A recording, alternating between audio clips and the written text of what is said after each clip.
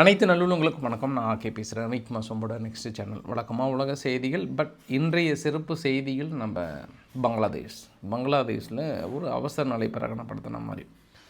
இதற்கு முன்பு ஜென்சி போராட்டம் அங்கே ஆட்சி களைய வேண்டும் என்பதற்கான போராட்டம். பட் இந்த தடவை முழுக்க இந்தியாவுக்கு எதிரான ஒரு போராட்டம்.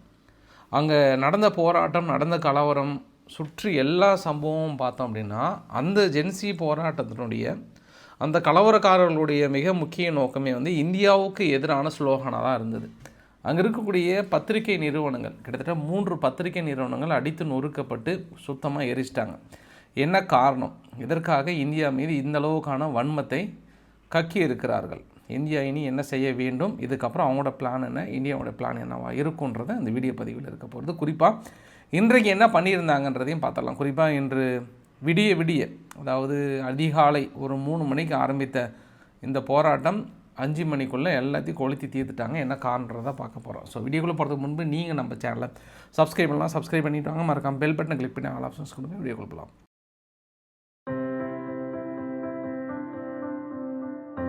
இந்த வீடியோ பதிவுலாம் பக்கத்தில் பார்த்துக்கோங்க.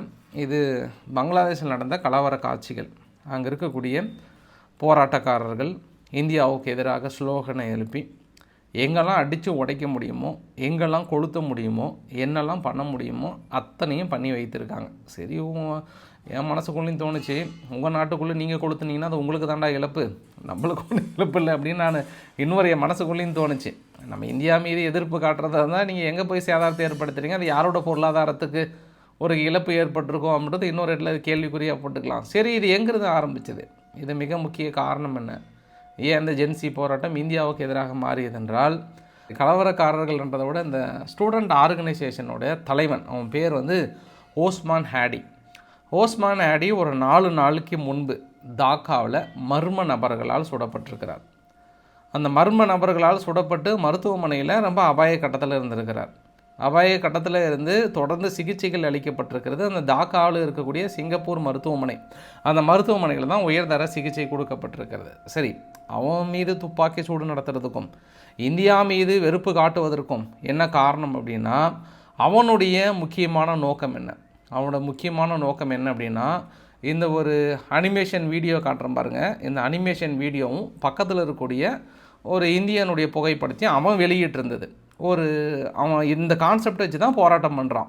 அதாவது அங்கே இருக்கக்கூடிய மாணவர் அமைப்பு, அடுத்து அவங்களுடைய இலக்குகள் என்ன, அடுத்து நம்ம நகரக்கூடிய பாத் என்ன அப்படின்ற மாதிரி அமைப்பில் இந்தியாவுடைய 7 மாநிலங்களை பிடிக்கிறது மட்டும் இல்லாமல் அடுத்தடுத்து அவங்களோட பிளான் என்னன்றதை மிசோரம் பகுதியை தொடர்ந்து கம்ப்ளீட்டாக இந்த பக்கம் கொல்கத்தாவுக்கு இந்த பக்கம் வரைக்கும் அது அவங்களோட பகுதின்னு அவங்க கிளைம் பண்ணுறாங்க.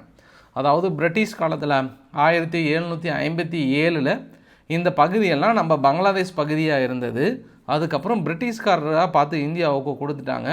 அதை நம்ம அப்போ இழந்துட்டோம். ஆனால் நம்ம இப்போ அதை இழக்கக்கூடாது, மறுபடியும் இந்தியாவை பிடிக்க வேண்டும். அதற்கான அவங்க பழைய திட்டங்களை வகுக்கிறாங்க. சரி, அந்த திட்டங்களை அவங்க ரொம்ப சீரியஸாக பேசிகிட்டு இருக்கும்போது நம்ம அதை காமெடியாக நினச்சிடக்கூடாது. அது நம்ம சீரியஸாகவே எடுத்துக்கலாம். அந்த அளவுக்கு அவங்களுடைய திட்டமே அதுதான். இப்போ இந்தியாவுடைய இந்த பகுதியெல்லாம் பிடிப்போம் அப்படின்னு சொல்லிட்டு ரொம்ப தீவிரமாக அவனோட போகிற இடத்துல ஸ்பீச் எல்லாமே, அவங்க இந்த குரூப்போட ஸ்பீச் எல்லாமே என்ன மாதிரி இருக்கும் அப்படின்னா, பாகிஸ்தான் ஏதோ உங்களிடம் தோற்றுவிட்டுறது, ஆனால் பங்களாதேஷ் ஒருபொழுதும் தோற்க மாட்டோம், அதை நாங்கள் வென்றியே தீருவோம். அதனால் இந்தியாவுக்கு எதிராக இருக்கக்கூடிய அமைப்புகள் யாராக இருந்தாலும், எந்த அமைப்புகளாக இருந்தாலும் சரி, அவங்க இன்னும் ஒரு படி மேலே போய்ட்டு என்ன மாதிரி திட்டம் போடுறாங்கன்னா, சீனா, நேபாள், பூட்டான், நான் இவங்களுக்கெல்லாம் கூட அழைப்பு கொடுக்குறேன். அங்கே இருக்கக்கூடிய இந்த பிரிவினைவாதி குரூப்புகள், எதிரி குரூப்புகள் யாராக இருந்தாலும் வாங்க எங்களோட இணையுங்கன்றாங்க. அப்போ இந்த கான்செப்டை நம்ம எப்படி எடுத்துக்கலான்னா, அப்போ இந்தியாவுக்கு எதிராக மிக தீர்க்கமாக ஒரு காயை நகர்த்துறாங்க. இந்தியாவுக்குள்ளே ஊடுருவி பல தீவிரவாத செயல்களுக்கு ஒரு பெரிய திட்டத்தை தீட்டுறாங்க. அதாவது ஒரு மாணவர் அமைப்புன்னு பேரில் ஒரு கட்சியை உருவாக்கி, அந்த கட்சி முழுக்க தீவிரவாதத்துக்கு ஆதரவாக செயல்படுவோம், இந்தியாவுக்கு எதிராக தான் எங்களோட முழு கொள்கை அப்படின்ற அடிப்படையில் செயல்படும் போது திடீர்னு ஒரு மர்ம நபர் என்ன பண்ணுறான், பட்டுன்னு போட்டான். அப்போ பட்டுன்னு போடும்போது அவங்களுக்கு பொட்டுன்னு கோவம் வந்துருச்சு, யாராக இருக்கும் அப்படின்னு பெரிய சந்தேகம். அப்போயே பாகிஸ்தான் உளவு அமைப்பு இதில் என்ன செஞ்சுருக்காங்கன்றதே சொல்கிறேன் நான். ஆனால் இதில் கேள்வி என்னென்னா, சுட்ட நபர் யாருன்னு நீங்கள் கண்டுபிடிச்சிட்டிங்க. அந்த கண்டுபிடிச்சது யாருன்னா, ஒன்று ஃபைசல் கரீம் மசூத் அப்படின்னு ஒருத்தனும், இன்னொன்று வந்து ஹலீம்கர் ஷேக். இந்த 2 பேர் தான் 2 வீலரில் போனானுங்க, முகத்தை மறைச்சி சுட்டானுங்க, கைது பண்ணிட்டீங்க. அப்போ கைது பண்ண பங்களாதேஷ் அரசாங்கம் என்ன பண்ணணும்? அவனுடைய இன்டென்ஷன் என்ன, அவன் எதுக்காக சுட்டான், அவன் பர்சனல் வெஞ்சன்ஸ் இருக்கா இல்லையா, அதை நீங்கள் வெளியிடணுமா வெளியிடக்கூடாதா? அதை வெளியிடவே கிடையாது. யார்? பங்களாதேஷ் அரசாங்கம் வெளியிடவே இல்லை. சரி, இவங்க இந்த ரேடிக்கல் குரூப்ஸ், அதாவது இந்த கலவரக்காரர்களுடைய இன்னும் முக்கியமான ஸ்பீச் எல்லாம் பார்த்தோம் அப்படின்னா கொஞ்சம் சிறப்பாக தான் இருக்கும். அதாவது பங்களாதேஷ்காரங்க பணம் அனுப்பலைன்னா இந்தியா வந்து வறுமையால் நிறைய பேர் வந்து இறந்து போயிடுவோமா, சாப்பாட்டுக்கு வழி இல்லாமல் இறந்து போயிடுவோன்னு ரொம்ப சீரியஸாக பேசிகிட்டு இருக்கானுங்க. அங்கே பங்களாதேஷ் வந்து நம்மளுக்கு பணம் கொடுக்குறதோ மற்றது எல்லாத்தையும் எல்லை பகுதியெல்லாம் இழுத்து மூடிட்டாங்கன்னா நம்ம ஆல்மோஸ்ட் நம்ம காலி ஆகிடுவோம். அதனால் யுனைடெட் எகைன்ஸ்ட் இந்தியா, இனி இந்தியாவோட பொருளாதாரத்தையும் முடிக்க போகிற அளவுக்குலாம் ரொம்ப சீரியஸாக அங்கே பேசிகிட்டு இருக்கானுங்க. நேற்று இந்த பங்களாதேஷனுடைய இப்போ நீங்கள் பார்க்குறீங்களா ஒரு புகைப்படத்தை, இவன் தான் பங்களாதேஷனுடைய என்சிபி லீடர் ஆசிப் முகமது. இவன் வந்து ஒரு பெரிய ஒரு பப்ளிக் கேதர், எப்போ வியாழக்கிழமை சாயந்தரமே இந்த மாதிரி அரசல் பரசலாக செய்தி கேள்விப்பட்ட உடனே நம்ம அதிகாலையில் இங்கே மசூதியில் ஒன்றா கூட போகிறோன்னு சொல்லிட்டு கூட்டிகிட்டு கரெக்டாக ஃப்ரைடே அதிகாலை அப்படின்னா 12 மணிக்கு மேலே இந்த குரூப் பாருங்கள் விடிய இருந்திருக்கானுங்க எல்லாமே. விடிய குரூப் கேதர் பண்ணோடனே கரெக்டாக நியூஸ் கிடைக்கிது. அதுக்கப்புறம் அவங்க தாக்கல் நடத்துகிறாங்க. அதுக்கேற்ற மாதிரி அடுத்தடுத்த செய்திகளும் வந்து வந்த வண்ணமாக இருந்தது. தகவல் அரசல் புரசலாக வருது. இந்த மாதிரி மாணவர் அமைப்போட தலைவர் வந்து இறந்துட்டாங்கன்ற மாதிரி சொல்கிறாங்க. ஆனால் அரசாங்கம் அனௌன்ஸ் பண்ணவே இல்லை. அரசாங்கம் வந்து இறந்தது தெரிஞ்சு போச்சு. அதில் முன்கூட்டியே அதனால் இராணுவத்தெல்லாம் ஒரு சில இடத்துல நிறுத்திட்டு அதுக்கப்புறம் அனௌன்ஸ் பண்ணலான்னு நினச்சாங்க. ஆனால் அந்த தகவலை முன்கூட்டியே அனௌன்ஸ் பண்ணது யார் அப்படின்னா, அங்கே பாகிஸ்தானுடைய ஃபாரின் அஃபேர்ஸ் அங்கே இருக்காங்கல்ல, அவங்க தனது எக்ஸ்தலத்தில் வெளியிடுறாங்க. எக்ஸ்தலத்தில் என்ன வெளியிடுறாங்கன்னா, இது மாதிரி டீப் கண்டோலன்ஸ், குறிப்பாக இஸ்லாமிக் ரிப்பப்ளிக் ஆஃப் பாகிஸ்தான் எப்போவுமே உங்களோட இணைந்து இருக்கும். ஷெரீப் ஓஸ்மான் ஹாண்டி அவர்கள் இறந்து போயிட்டார். யார்? பங்களாதேஷ் அனௌன்ஸ் பண்ணுறதுக்கு முன்பே, பங்களாதேஷ் அரசாங்கம் முறையாக அனௌன்ஸ் பண்ணுறதுக்கு முன்பே அந்த சிங்கப்பூர் மருத்துவமனை இருக்குது இல்லையா, அங்கே இருக்கக்கூடிய அந்த புகைப்படத்தையும் வெளியிடுறாங்க.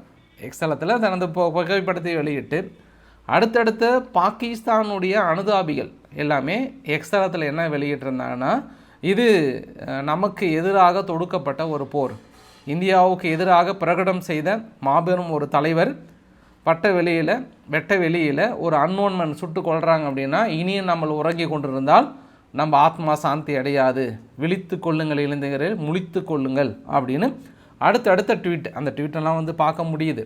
ஸோ இது பாகிஸ்தானோட உளவு அமைப்பு என்ன ரொம்ப தீர்க்கமாக வேலை செஞ்சுருக்காங்கன்னா, இப்போ பாகிஸ்தான் ஆக்குபைடு காஷ்மீருக்குள்ளே எப்படி தீவிரவாதத்தை வளர்த்தி நம்மளுக்கு எதிராக உருவாக்கி ஊடுருவ வைத்து தாக்கல் நடத்துகிறாங்களோ, அப்போ ஷேக் ஹசீனா அவர்கள் ஆட்சி வீழ்ச்சி விட்டுறதுக்கப்புறம் இது அமெரிக்காவும் உடன்பாடு. அமெரிக்கா இல்லைன்னு நம்ம சொல்லவே முடியாது. அமெரிக்கா இப்போ ரீசெண்டாக கூட ஒரு 600 மில்லியனுக்கு மேலே பாகிஸ்தானுக்கான நிதி உதவிகளை கொடுக்குறாங்கன்றது ஒரு கூடுதல் தகவல். ஆஷிப் முனீர் அவர்கள் தொடர்ந்து 2 முறைக்கு மேலே அங்கே அமெரிக்காவை போய்ட்டு விசிட் பண்ணுறாரு. பங்களாதேஷில் இருக்கக்கூடிய சீக்ரெட் பிளேஸில் யூகேனுடைய உளவு அமைப்பு MI6 கூட வந்து ரீசெண்டாக 2 தடவை விசிட் பண்ணியிருக்காங்கன்றது நம்மளோட உளவுத்துறை, நம்மளோட மறுவைத்த நபர்கள் ஆல்ரெடி கன்ஃபார்ம் பண்ணாங்க. அதுக்கான ஃபோட்டோ பதிவுகளை கூட நம்ம நிறைய தடவை ஷேர் பண்ணியிருக்கோம். அதனால் நம்ம ஏதோ இது ஒற்றை வரியில் பாகிஸ்தான் மட்டுமே காரணம் என்று கூறிவிட முடியாதல்லவா. இது வந்து எல்லாருமே இணைஞ்சு தான் இருக்காங்கன்றது ஒரு கூடுதல் தகவல். இதை நம்ம எதிர்கொண்டு எந்த அளவுக்கு நம்ம முறியடிக்க போகிறோம் அப்படின்றது தான் நம்மளோட பிரதான சவாலாக இருக்கும். இப்போ ISI என்ன பண்ணுறாங்க, இந்த ஒரு சந்தர்ப்பத்தை பயன்படுத்தி அங்கே இருக்கக்கூடிய இஸ்லாமிக் ஜிகாதீஸ், ஏன் நான் இஸ்லாமிக் ஜிகாதீஸ் அப்படின்ற ஒரு வார்த்தையை சொல்கிறேன் அப்படின்னா, இந்த கலவரத்தில் ஒரு இந்துனுடைய ஃபேக்ட்ரி, அந்த ஃபேக்ட்ரியினுடைய ஓனரை வெளியே இழுத்துட்டு வந்து பொது வெளியில் மறுபடி ஈஸியாக ஏறி, அது நம்ம வார்த்தையை பயன்படுத்த முடியாது, பொது வெளி எல்லோரும் சேர்ந்து பண்ணுறானுங்க. அந்தளவுக்கு ரொம்ப வெறிப்படுத்த வேங்கைகளாக பெரிய அளவுக்கு ஒரு குரூப்பே வந்து இந்தியாவுக்கு எதிராக அல்லாஹு அக்பர்னு சொல்லிட்டு மிகப்பெரிய அளவுக்கு இருக்காங்கன்னா, அப்போ அது இஸ்லாமிக் ஜிகாதீஸ் தான் நம்ம சொல்ல முடியும். நம்ம வேறு வார்த்தை இல்லையே அந்த இடத்துல. அந்த அளவுக்கு ரொம்ப வெளித்தனமாக இருந்து இப்போ அந்த குரூப்ஸை, குறிப்பாக இஸ்லாமிக் ஜிகாதீஸ் என்ன பண்ணுறாங்கன்னா, ஆயுதங்கள் அவங்க கையில் எப்படியாவது சேர்த்துணும்னு நினைக்கிறாங்க. இந்த ஆயுதங்கள் இவங்க கிட்ட கிடைச்சதுனாவே நம்ம எல்லை பகுதியில் ஏற்கனவே நம்ம ஓரளவுக்கு நம்ம அடைச்சிருந்தா கூட, நான் உங்களுக்கு நேற்று கூட அந்த பதிவு நான் சொல்லியிருந்தேன், மறுபடியும் நான் இனி கூட சொல்ல விரும்புகிறேன். நான் குறிப்பாக நம்மளுக்கும் பங்களாதேஷுக்கும் பார்த்தோம் அப்படின்னா 4096 கிலோமீட்டர் அந்த எல்லை பகுதியில் நம்ம 3239 கிலோமீட்டர் வந்து ஃபென்ச் போட்டு அடைச்சிருக்கோம். இன்னும் 20% வந்து பெண்டிங் இருக்குது. அதே மாதிரி நம்ம பாகிஸ்தான்கிட்டையும் 2289 கிலோமீட்டர் இருக்குது. மொத்தம் நம்மளுக்கு அவங்களுக்கு எல்லை பகுதியை நம்ம ஷேர் பண்ணுறோம். அதில் நம்ம 2135 கிலோமீட்டர் வந்து ஃபென்ச் போட்டு நம்ம சுத்தமாக இரும்பு வேலி போட்டு அடைச்சி வச்சுருக்கோம். மீதி வந்து பெண்டிங் இருக்குது. அந்த 20% பெண்டிங் இருக்குது இல்லையா, அதனால் இந்த குரூப்பெல்லாம் கொஞ்சம் உள்ள நுழைய ட்ரை பண்ணுவாங்க. அது ஏற்கனவே நான் சொல்லியிருந்தேன். நான் வெஸ்ட் பெங்கால் கொஞ்சம் மாநில அரசு கொஞ்சம் உடன்படாதனால அது கேஸ் ஃபைல் பண்ணி அந்த இடத்து அது பண்ணுறதுக்கு கொஞ்சம் டிலே ஆகிருக்குன்ற ஒரு கூடுதல் தகவலும் சொல்லியிருந்தாங்க. ஏன்னா அந்த ஃபென்சிங் போகிறதில்ல அவங்க வெஸ்ட் பெங்கால் அரசாங்கம் வந்து குறிப்பாக பங்களாதேஷனுடைய ஊடுருவலுக்கு உடந்தையாக இருக்கிறாங்க என்பது வெளிப்படையான ஒரு குற்றச்சாட்டுமே கூட. இப்போ ரீசெண்டாக கூட எஸ்ஐஆர் வந்து பதிவு பண்ணும்போது அங்கே இருக்கக்கூடிய நிலையை பங்களாதேசிகள் வந்து அங்கே நாட்டை விட்டு வெளியேறியிருக்காங்க அப்படின்ற ஒரு கூடுதல் தகவலாக சொல்ல முடியும் நம்ம.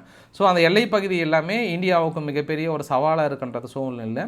இந்த இஸ்லாமிக் ஜிகாதீஸை ISI பயன்படுத்தி, பாகிஸ்தான் உளவு அமைப்பு பயன்படுத்தி சர்வசாதாரணமாக ஆயுதங்களை கொடுத்து உள்ள அனுப்பி அடுத்த கட்ட திட்டத்துக்கு ஈடுபடுத்துவாங்க. இப்போ கட்டம் என்ன, நமக்கும் பங்களாதேஷ் இருக்கக்கூடிய பிரிவினையை ரொம்ப கனக்கச்சிதமாக வேலையை முடிச்சிட்டாங்க.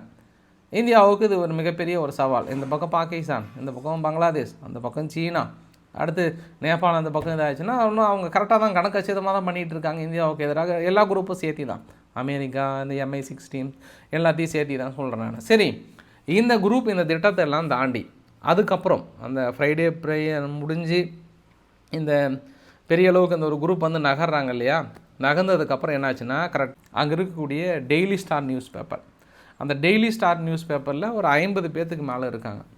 அந்த நியூஸ் பேப்பர் கொஞ்சம் இந்தியாவுக்கு ஆதரவாக எழுதுகிறாங்கன்னு தெரிஞ்சு அடித்து நொறுக்கி சுத்தமாக கொளுத்திட்டானுங்க.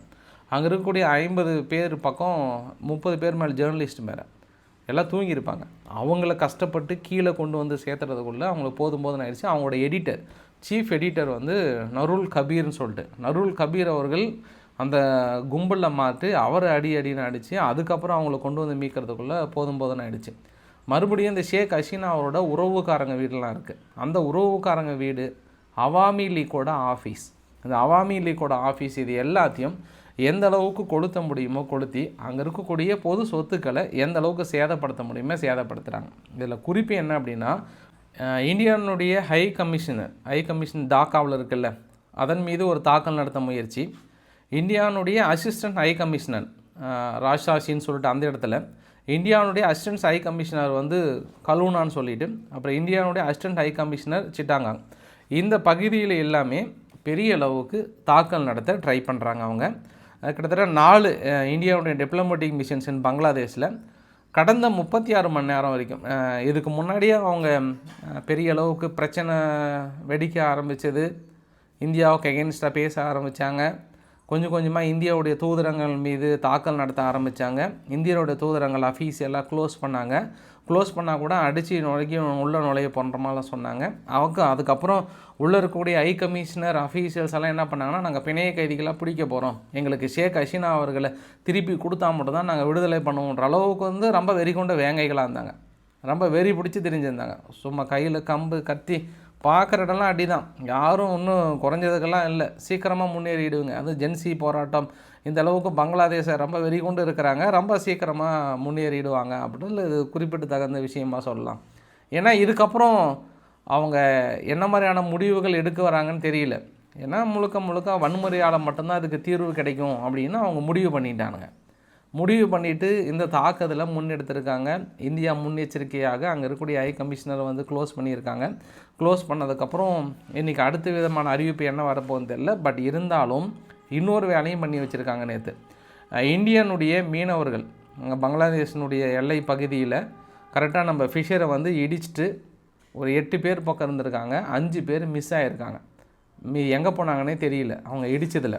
மீதி 3 பேர் மட்டும் கிடச்சிருக்காங்க. கிட்டத்தட்ட ஒருத்தர் வந்து ஷூட் பண்ணிட்டாங்கன்ற மாதிரி சொல்கிறாங்க. ஏன்னா அந்த பதற்றம் இன்றைக்கி தான் அந்த நியூஸ் வந்து கிடச்சிருக்கு. இதுக்கப்புறம் என்ன விதமான நடவடிக்கைகள் எடுக்க போகிறாங்கன்னு தெரில. இந்தியாவுடைய கோஸ்ட் கார்டு கிட்டத்தட்ட 2 பங்களாதேஷனுடைய வெசல்ஸ் இந்த பக்கம் வந்து ஃப்ரீஸ் பண்ணி வச்சுருக்காங்க. கூப்பிட்டு வாப்பா கண்ணன்னு சொல்லிட்டு பிடிச்சி வச்சுருக்காங்க. ஸோ தொடர்ந்து எல்லை பகுதியில் பதற்றமான ஒரு சூழ்நிலை. யூனுஸ் அரசாங்கம், குறிப்பாக யூனுஸ் வந்து பப்ளிக் மத்தியில் கொஞ்சம் பொறுமைக்காரங்க மக்களே, இதுக்கான முழு விசாரணை நடத்திட்டுருக்கு, யார் என்னன்னாலும் பார்க்க போகிறோன்ற மாதிரி வந்து சொல்கிறாங்க. ஆனால் இந்த ஒரு டைலாக்கு இதுக்கு முன்னாடியே இந்த மாதிரி ஒரு பதற்றமான ஒரு சூழ்நிலையில் 2 பேர் சுட்டிருக்காங்க. அவங்களுடைய பின்புணங்கள் என்ன, வேறு யாராவது இருந்தாங்களா, ஒருவேளை பாகிஸ்தானுடைய உளவு அமைப்பு கூட அவங்க செட் பண்ணி கூட சுட்டிருக்கலாம் அல்லவா, ஈஸியாக கலவரத்தை ஏற்படுத்துவதற்கு, இந்தியாவுக்கு எதிராக திருப்பதற்கு பயன்படுத்தியிருக்கலாம் அல்லவா. அவங்க ஏன் அந்த மாதிரியான சிந்தனைகள் கொண்டு போகலன்னு தெரில, இதை எப்படி விசாரணை பண்ண போகிறாங்கன்னு தெரில. ஸோ இந்த ஒட்டுமொத்த சூழ்நிலையும் யார் ரொம்ப சிறப்பாக பயன்படுத்திகிட்டு இருக்காங்கன்னா, பாகிஸ்தான் இந்தியாவுக்கு எதிராக ரொம்ப சிறப்பாக பயன்படுத்திகிட்டு இருக்காங்க. அதை அப்படியே லைட்டாக ஊதி விட்டுட்ருக்காங்க அமெரிக்கா அப்படின்னு ஒரு குறிப்பிட்ட தகுந்த நிகழ்வாக சொல்ல முடியும். இது அங்கே இருக்கக்கூடிய ஒட்டுமொத்த நிகழ்வுகள் கிடைத்த வரைக்கக்கூடிய வீடியோ பதிவுகளை ஓரளவுக்கு காட்டியாச்சு. நான் அடுத்து மற்ற ஒரு சில பதிவுகளை சொல்லிவிட்டு முடிக்கலான் இருக்கேன். அந்த வீடியோவோட நிறைவு பகுதி. பிரதமர் மோடியோட சுற்றுப்பயணம் 3 நாடுகள் இருந்தது. ஃபஸ்ட்டு ஜோர்டன், எத்தோப்பியா, அதுக்கப்புறம் ஓமன். ஜோர்டனில் கிட்டத்தட்ட 8 அக்ரிமெண்ட் போட்டிருந்தாங்க. அதுக்கப்புறம் எத்தோப்பியாவில் 6 அக்ரிமெண்ட்டு, அப்புறம் ஓமனில் பார்த்தோம் அப்படின்னா கிட்டத்தட்ட 6 அக்ரிமெண்ட்டு. அதில் எஃப்டிஏ அக்ரிமெண்ட் சொல்லுவாங்க, ஃப்ரீ ட்ரேட் அக்ரிமெண்ட் ஓமனில் போட்டப்பட்டிருக்கிறது. இது மிகப்பெரிய ஒரு அச்சீவ்மெண்ட்டாக பார்க்குறாங்க. ஏன்னா நம்ம இந்தியா அங்கே ஓமனுக்கு 4.6 பில்லியன் அளவுக்கு எக்ஸ்போர்ட் பண்ணியிருந்தோம். நம்மளுடைய ஒட்டுமொத்த எக்ஸ்போர்ட்டில் 93%. அது இல்லாமல் நம்ம இம்போர்ட் பண்ணுறது 6.5 பில்லியன், நம்ம ஒட்டுமொத்த இறக்குமதியில் 0.91%. இப்போ இந்த ஏற்றுமதியை இன்னும் கொஞ்சம் அதிகம் பண்ணுவதற்காக குறிப்பாக ஓமனிடம் இந்த ஃப்ரீ ட்ரேட் அக்ரிமெண்ட் மட்டும் இல்லாமல் காம்ப்ரிஹென்சிவ் எக்கனாமிக் பார்ட்னர்ஷிப் வந்து உருவாக்க போகிறேன்னு சொல்லிட்டு அடுத்தடுத்து அக்ரிமெண்ட் போட்டிருக்காங்க. இது குறிப்பிட்ட தகுந்த மாற்றம். அதே மாதிரி எத்தோப்பியாக்கிட்டேயே வந்து மிகப்பெரிய அக்ரிமெண்ட், ப்ளஸ் அங்கே ஜோர்டன்கிட்டேயே சொல்ல முடியும். இது அங்கே இருக்கக்கூடிய நிகழ்வுகள். அமெரிக்கா கிட்ட வரும்போது அமெரிக்கா இதுக்கப்புறம் கஞ்சாவை கொஞ்சம் லீகலைஸ் பண்ணலான் இருக்காங்களாம். ஏன்னா மருத்துவ தேவைக்காகவும் மற்றதுக்காகவும் தேவைப்படுகிறது. அதனால் கடுமையான குற்றங்களையும் தாண்டி இதுக்கு முன்னாடி வந்து ரொம்ப டேஞ்சரஸ் சப்ஸ்டன்ஸாக இருந்தது, இப்போ லெஸ் டேஞ்சரஸ் சப்ஸ்டன்ஸாக மாற்றினாங்க.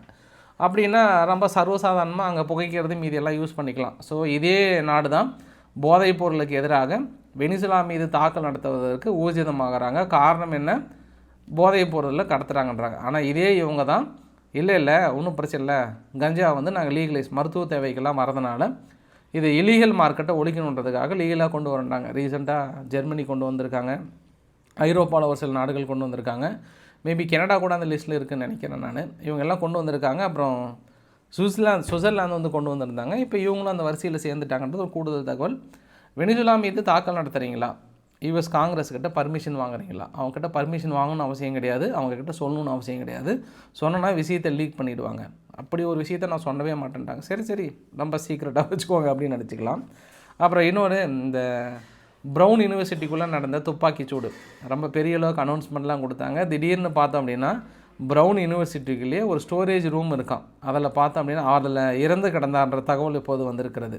மேபி இத்தனை நாள் கழித்து உள்ளே இருந்து சொல்லிட்டாங்களா, ஆனால் அவரே சூசைட் பண்ணிக்கிட்டாருன்றாங்க. இந்த தகவல்லாம் கேள்விப்பட்டு வெளியே எங்கும் போக முடியாமல் சூசைட் பண்ணிக்கிட்டாரா என்னன்னு தெரியல. ரொம்ப நாள் அமெரிக்காவுடைய எஃபிஐனுடைய முக்கிய பொறுப்பில் இருக்கிறவர் ரிசைன் பண்ணிட்டார் இந்த ஒரு இன்சிடெண்ட்டுக்காக. ஏன்னா 800 கேமரா இருந்தும் ஒரு மிக முக்கிய குற்றவாளி கைது பண்ண முடியலன்னு ரொம்ப பப்பி சேமாக இருந்தது அமெரிக்காவுக்கு. கடைசியில் பார்த்தா அவங்களுக்கு ஏன்பா பப்பி சேமு, நானே சொல்லிட்டு இறந்து போகிறேன்மா சொன்னாங்க. சரி, இந்த வீடியோவோட நிறைவு பகுதியில் ரவிக்குமார் சோமோட தொடக்கமாக எடுத்துக்கலாம். குறிப்பாக நேட்டோனுடைய தலைவர் ஸ்டோல்டன்பர்க் அவர்கள் ரொம்ப வெறியாக கேட்டிருக்கிறார். அமெரிக்காவை பார்த்தும் சரி, ரஷ்யாவை பார்த்தும் சரி, அமைதி ஒப்பந்தத்தில் ஈடுபட்டு நாங்கள் கையெழுத்து போட்டதுக்கப்புறம் சப்போஸ் நீங்கள் தாக்கல் நடத்துனீங்க அப்படின்னா நடக்கிறதே வேறு யாருக்குன்னு இருக்கிறாங்க. ரஷ்யாவை பார்த்து அமைதி ஒப்பந்தம் ஏற்பட்டதுக்கப்புறமும் நீங்கள் தாக்கல் நடத்துனீங்கன்னா அப்படின்ட்டு ஒரு கேள்விக்குறியை போட்டு வச்சுருக்கிறார். என்ன பண்ணுவாரோ தெரில. பட்டாப்பட்டி டிரைவரோடு கிளம்பிடுவாருன்னு நினைக்கிற ரஷ்யாவை தாக்கல் நடத்துறது ஒன்று. ஜெலன்ஸ்கி ரொம்ப ஸ்ட்ரிக்டாக சொல்லிட்டாங்க ஐரோப்பா கிட்ட, எனக்கு ரஷ்யானுடைய திருடின பணம் எனக்கு கண்டிப்பாக வேணும், அது எனக்கு லோனாக கொடுக்காதீங்க, ஏன்னா அது எங்களோட தேவையும் கூட. எங்களோட தேவையை நீங்கள் லோனாக கொடுத்தீங்க அப்படின்னா அது ரஷ்யாவுக்கு அட்வான்ஸ் ஆகிடும். ஸோ நான் என்ன உங்ககிட்ட கேட்குறேன் அப்படின்னா, நாங்கள் இது அவங்களால ஏற்பட்ட இழப்பு, அதை அவங்க தான் சரி பண்ண முடியும், அது இந்த பணத்தை வச்சு தான் நான் சரி பண்ண முடியும். இதுதான் எங்களோட ஃப்யூச்சர் பிளானுமே கூட. நீங்கள் திடீர்னு ஓடி வந்து இது லோனாக கொடுக்குறீங்க, அது ரீபேமெண்ட் மெத்தட் அப்படின்னா நாங்கள் எங்கே போகிறது? அது வாய்ப்புகளே இல்லை. நீங்கள் கட்டாயம் கொடுத்தே ஆக வேண்டும். அதையும் மீறி நீங்கள் லோன் பேஸஸில் கொடுத்தீங்க அப்படின்னா அது ரஷ்யாவுக்கு செய்கிற உபகாரமாக இருக்கும். அதனால் சிந்தித்து செயல்படுங்கள். உங்கள்கிட்ட இருக்கக்கூடிய பணத்தை நீங்கள் கொடுத்துருங்க, எங்கிட்ட ஃப்ரீயாக கொடுங்க, அக்கௌண்டபிலிட்டிலாம் எதுவும் வேண்டான்ற ரொம்ப நாசுக்கா எந்த அளவுக்கு அவங்கள ஏமாற்றி கேட்க முடியுமோ அந்த திருநம் படத்தை கொடுப்பான்னு கேட்குறாங்க. ஆனால் அவங்க யார் 105 பில்லியன் பக்கம் கண்டிப்பாக நாங்கள் லோனாக தான் கொடுப்பண்றாங்க. ஆனால் ஃபெயிலர் ஆகிடுச்சு. இன்றைக்கி எந்த திட்டமும் அவங்களால எடுக்கவே முடியல. இப்போ வெளியில் கடன் வாங்கி 30 பில்லியன் கொடுக்குற அளவுக்கு தயாராகிருக்காங்க. அதனால் அங்கே நடந்த சம்பவங்கள் என்னன்றது உங்களுக்கு இரவு பதிவில் டீட்டெயிலாக சொல்கிறேன். ஸோ இன்றைக்கி ஓரளவுக்கான தகவலை கவர் பண்ண நினைக்கிறேன். பிடிச்சிருந்தால் லைக் பண்ணுங்கள், ஃப்ரெண்ட்ஸுக்கு ஷேர் பண்ணுங்கள், சப்ஸ்கிரைப் பண்ணுங்கள். Ravikumar RK channel. நன்றி, வணக்கம்.